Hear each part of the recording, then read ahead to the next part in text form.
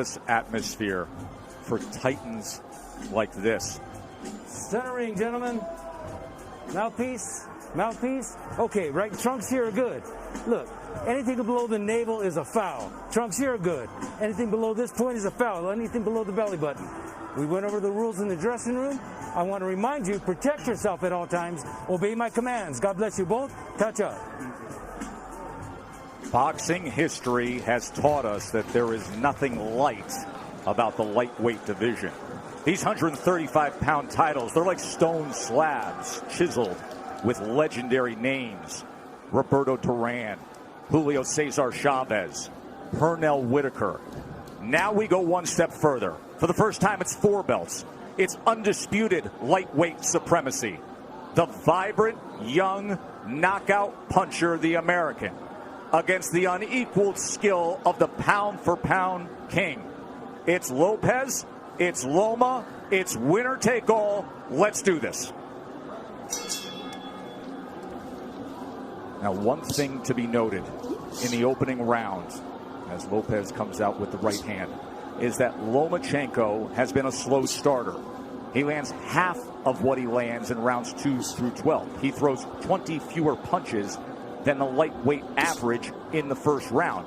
It's later that he typically picks up the pace. Yeah, it is later that he typically picks up pace, because what he does is he takes a read on this guy. You know, Loma's like, you know, Aaron Rodgers or Peyton Manning, you know, going up to the, you know, the line of scrimmage. That pre-snap read, that's what he's doing.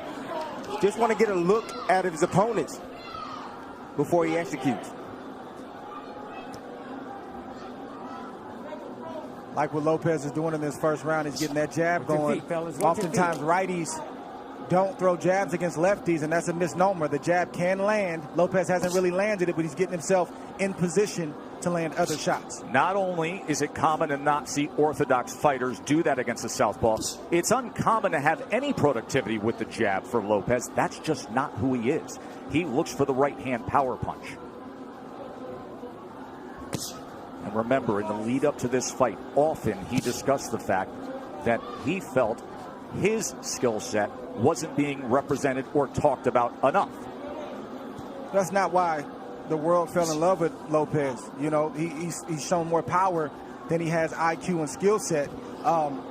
But he does have the skill and the ability to box for Loma, and we're seeing it right now. Halfway through round 1, this is exactly what we told you about Loma, about being a slow starter, about downloading the information and not firing off the way we typically see. He finds range. He gets distance calculated. I'll tell you one area where Lopez should attack, and it's the body of Loma, to slow down those legs. 1, 2, he has a big frame. You know, for a small guy, he has a long torso. Go down to that body. You see how Loma keeps his hands up real high? Throw something up top and then drop something down to the body. There it is. And there is the right hand to the body from Teofimo Lopez.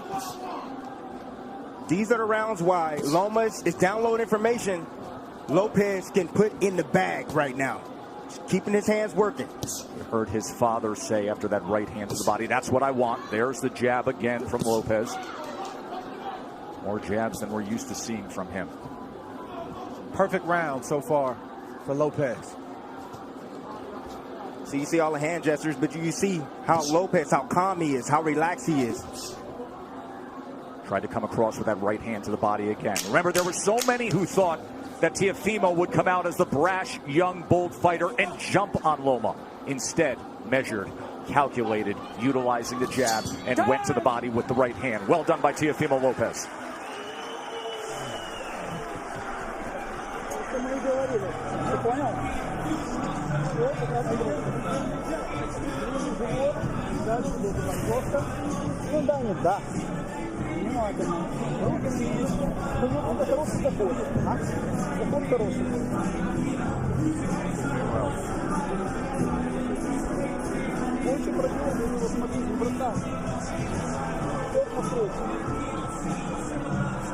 You want?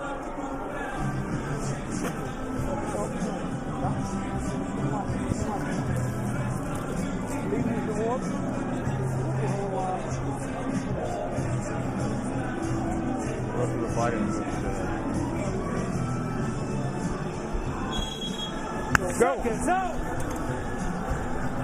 Watch your feet. Watch your feet. Emery has called out Loma for as long as we can all remember, dubbing this ascension the takeover. That's the most essential thing that Lopez is doing right now, is just sticking the jab out. He's not landing it, but he's occupying Loma. He's not allowing Loma to get comfortable or to be able to gauge his range. And in the meantime, he's flicking jabs out, and he's landing that straight right to the body. That's a beautiful shot right there, and he got his foot outside the lead foot of Loma to land that right hand to the body. But what I like about what Lopez is doing is he is shooting the jab, but he's staying inside to land his jab. We don't talk about this often, but if you move to your right, you're able to find the angle with your jab a lot easier than moving left. Goes to the body again, and then a right hand comes in from Teofimo Lopez. Yeah, you see that power, and you see Loma respecting that power. He felt it already. So the body work continued, and then all of a sudden Lopez goes up top with a right hand. We're already starting to see redness on a rib cage on the left side of Loma. Yes. He's going to touch to the body. Good work so far. 6 body connects for Teofimo Lopez early on here. It's going to take about 4 rounds for Loma to get acclimated. He's been out of the ring for about a year, 14 months or so. Longest career layoff. His last fight was in London. We were there ringside when he had a unanimous decision against Luke Campbell, a tall fighter, another guy who's more than naturally bigger man, and there were moments of success that night in London from Luke Campbell. Yes, it was, and that's what I saw. I saw that Luke Campbell, when he was able to establish distance outside, he was able to isolate the offense of Lomachenko, just as you see here with Lopez. He's isolating It's a the left offense. hand. Left hand from Lomachenko. For the first time now, you see Lopez has to be concerned of crossing the threshold as the process that Lomachenko goes through, the range finding, and he just pulled the trigger quickly with the left hand there. And they got Lopez's attention. So Lopez had the right hand early in round 2, and now Lomachenko with a timed left hand moments ago.